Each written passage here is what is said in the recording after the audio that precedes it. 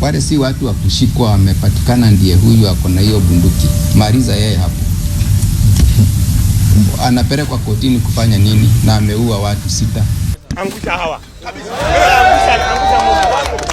mtu. That panga is a dangerous offensive weapon ambayo ikigonga mtu inaua. So wewe unapeleka maisha, upoteza maisha. Wewe gonga mtu chini. Ni semi za viongozi wakuu wa usalama eneo la Pwani zinazojirejelea japo kwa nyakati tofauti, ujumbe ukiwa mmoja: kumaliza magenge ya wahalifu eneo la Pwani. Magenge ya wahalifu yamekuwepo kwa muda mrefu sana katika sehemu mbalimbali hapa nchini, japo eneo la Pwani hasa kaunti ya Mombasa magenge hayo yameonekana kutawala na kuonekana kuumiza vichwa vya asasi za usalama. Lakini je, ni nini hasa ambacho huenda kinachangia vijana hawa wadogo kujiingiza katika hali hii hatarishi hivi? Kulingana na mtetezi wa haki za kibinadamu ambaye pia ni afisa wa mipango katika shirika la Tema Trust, Eric Karisa Mgoja, huenda msukumo wa vijana hawa unachochewa kisiasa. Hali ya usalama katika kanda hii ya Pwani imezorota kwa miezi michache iliyopita. Tumekuwa na visa mbalimbali hasa hapa Mtwapa na sehemu tofauti za kaunti yetu ya Kilifi vya utovu wa usalama. Na hivi ni visa ambavyo wakati tunakaribia uchaguzi wa 2027 tunaona kwamba the state of security continues to deteriorate. Hali inazidi kuzorota na bila shaka hivi ni visa ambavyo huenda ikawa wanasiasa wanahusika. Kaunti ya Mombasa hasa maeneo ya Likoni na Kisauni, magenge ya vijana maarufu wakali kwanza, wajukuu wa bibi, wakali wao, wajukuu wa nyanya na mawoza kule Malindi katika kaunti ya Kilifi ni baadhi tu ya vijana wanaoendelea kuhangaisha wakazi kwa kuwavamia, kuwakata kwa panga na hata kusababisha maafa. Familia nyingi zimekuwa zikiathirika kutokana na madhila ya vijana hawa. Mmoja katokea na panga, kanipiga ya kichwa.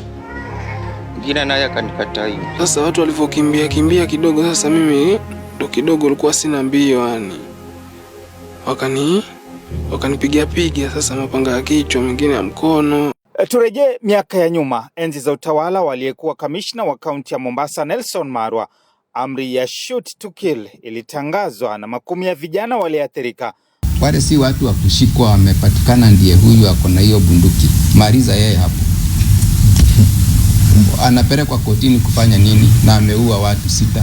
Matumizi ya dawa za kulevya yalitajwa kusukuma vijana hawa kujihusisha na uhuni huu. Drug imeanza kuongezeka ili tutumie hii drug kufeed vijana wawe confused, wawe easy play to use, to disrupt, to cause chaos. Mashirika ya kutetea haki za kibinadamu kwa wakati huo sawa na viongozi wa kisiasa walikuwa na semi kinzani kuhusiana na msimamo wa maafisa wa usalama na athari za amri ya kuwapiga risasi na kuwaua vijana walio kwenye magenge ya uhalifu. Threats and intimidation only act to strengthen our resolve to work harder in the defense for human rights. Wala hatutishwi na vitisho vya aina yoyote. Vitisho kwetu ni motisha na vinaendelea kutupa sisi nguvu ya kufanya kazi kwa bidii kutetea haki za binadamu. Polisi akiuliwa na mkora, the NGO they are not making noise. The police are our brothers, Hakuna NGO wamefanya maandamano kwa sababu polisi wawili watano wameuliwa. They are not human being. Then if mtu amebeba bunduki, surely anataka kuua kama ile ya bunduki juzi. Mnataka county government akae tu aseme bwana mshike polepole. Shoot to kill. Violence begets violence and we cannot allow that situation.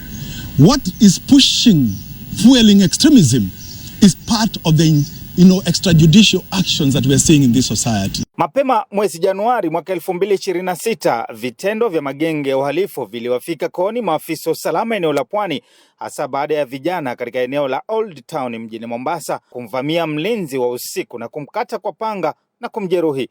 Katika eneo la kwa Chifu kule Mtwapa katika kaunti ya Kilifi, siku chache baadaye, kijana muuza dukani alivamiwa na vijana waliojihami kwa panga usiku wa manane, wakachukua pesa na kisha kumkata kwa panga.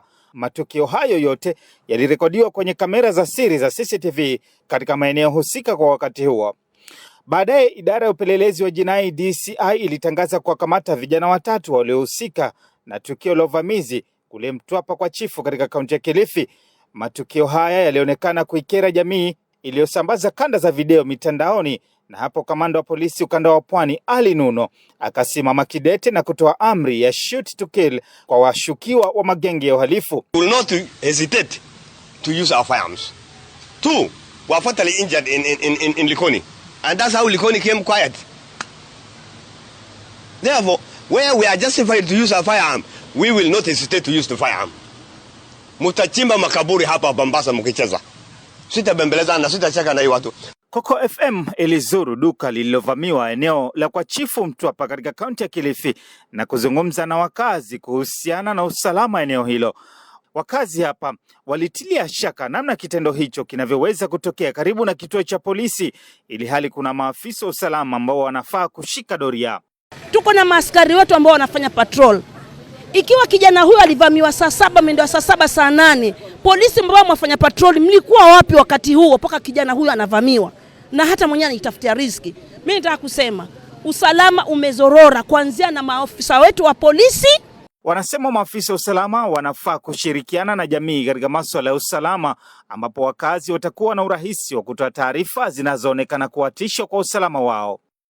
Kochi nilikuwa nawaomba wakaaji wa Mto Mondoni nao pia wajitoe kimasumaso kama vensi tulijitokeza, waunde kikosi nao pia, na tena nao wajisajili wajulikane kwa subchifu na kwa chifu, ili tushirikiane kwa pamoja. Ndio chochote kitakachotokea eneo hili wakitupigia simu sisi kitambo pekine serikali yetu ifike, sisi wenyewe pia tunaweza kuja na tukajasaidia, manake kwa kweli uhalifu umezidi na sahihi hatuko na usalama wa kutosha ule ukweli. Tumeshirikishana na wale wakubwa kama chief na sub chief na kama boss commander pale ama OCS. Naona tutakuwa ni vizuri kuungana sisi vijana tufanye kazi kama hii ya usalama, kwa sababu kama Mikanjuni sahihi tumeunda kikosi kinaitwa Community Policing Patrol Mikanjuni. Tumeshikana na chief, tuliomba ombi kutoka kwa chief kwa sababu huko usalama ulikuwa umedorora. Hata mchana mtu anakuja na anakutolea panga, anachukua kila anataka. Hata uwezi fuga mfugo wako ni mbuzi na stukia vijana wamebeba wameenda nayo. Sasa kwetu kulikuwa kubaya zaidi, lakini tumeng'ang'ana vijana kama sisi na mtaa wetu, tumeshukuru sasa umetulia. Hata hivyo, mashirika kutetea haki za binadamu hapo Pwani yalionekana kukinzana na amri ya shoot to kill. Kulingana na afisa mkuu mtendaji wa shirika la Vocal Africa Hussein Khalid na afisa wa mipango katika shirika la Tema Trust Eric Karisamgoja, huenda maafisa wa polisi wakatumia mamlaka yao vibaya kuangamiza wananchi ambao hawana hatia. Kipengele cha 26 cha katiba kiko wazi na kinasema kwamba kila Mkenya ana haki ya kuishi. Kwa hivyo a state officer, any security agency or officer who issues shoot to kill order, outrightly that contravenes Article 26 of the Constitution of Kenya. Kwa hivyo licha tu kukiuka haki za kibinadamu, lakini pia tunaona kwamba oda hii huenda katumika vibaya na maofisa wa polisi. Hilo ni jambo tunalipinga vikali na tunasema lazima sheria ifuatwe kikamilifu, lazima katiba ifuatwe kikamilifu. Wazazi hapa wanajilaumu wao wenyewe kwa kuchangia visa hivyo miongoni mwa vijana.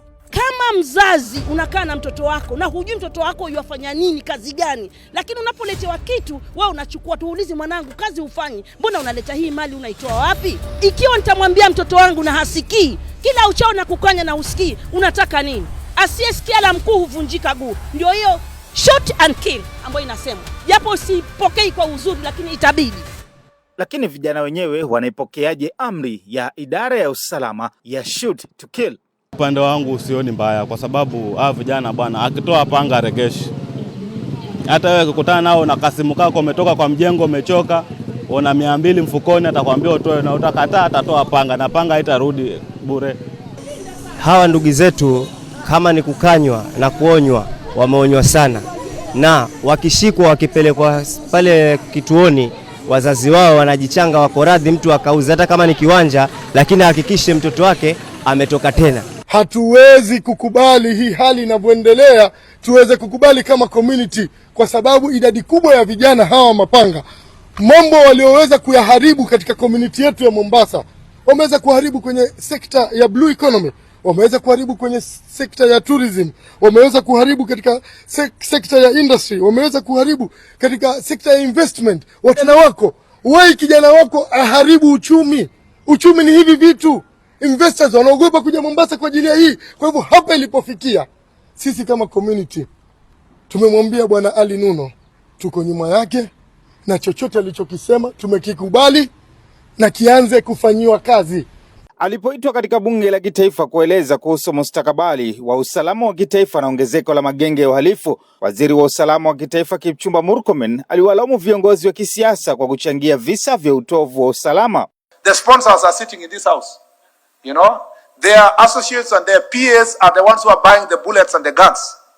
And Mr. Speaker, you will hear in the news the day the police catch up with their associates and their PAs and their friends who are supplying those guns and bullets, Mr. Speaker, when they are apprehended by police service, you will hear them come here with statements and issue other press conferences. Katika mji wa kitalii wa Malindi katika kaunti ya Kilifi, vijana wanaojiita mawoza wamekuwa wakiwahangaisha wakazi na kusababisha utovu wa usalama kwa muda, lakini amri ya Kamanda Ali Nuno ilionekana kupokelewa vyema na viongozi wa kisiasa eneo hilo, ambao mara kwa mara wamekuwa wakiwaonya wazazi na hata vijana wenyewe. Amina Mnyazi ni mbunge wa Malindi katika kaunti ya Kilifi. Let the police do their work. Tumechoka. Na hii ni onyo pia kwa nyinyi wazazi, kwa sababu mimi sitaki kuja kuliliwa. Wewe kama unajua mtoto wako ni mtovu wa nidhamu na anasumbua uko nje, mkanye. Amri ya kamanda wa polisi Ali Nuno imeibua hisia tofauti hasa mtandaoni. Baadhi ya vijana hasa wanaotoka maeneo ambako Nuno alihudumu kabla ya kuhamia ukanda wa Pwani wakionekana kurekodi video za kuwaonya vijana wahalifu ukanda wa Pwani. Labda huenda ni kutokana na namna alivyoweza kukabili makundi ya uhalifu, ikiwemo kundi la vijana wa Gaza kule Kayole. Bin OSPD Kayole. Wapi Gaza? Gaza wananisikia? Komanda Ali Nuno ametoa order ya shoot to kill. Mimi kitu naweza ambia wezi wa Mombasa, shine on your way till we meet again. Huyu ni mbaya.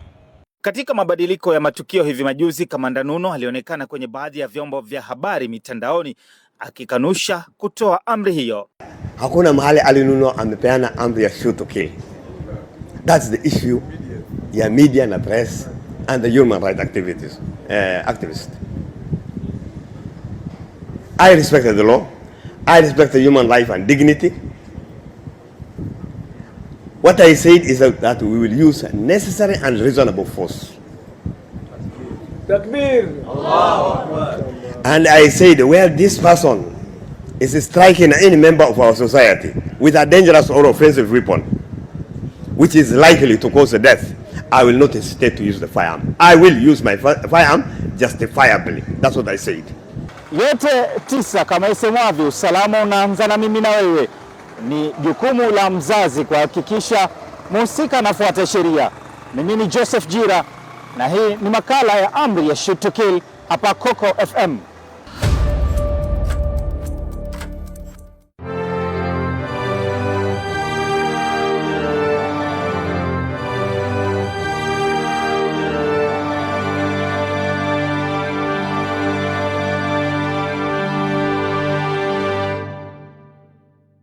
Coco FM, ladha ya Pwani.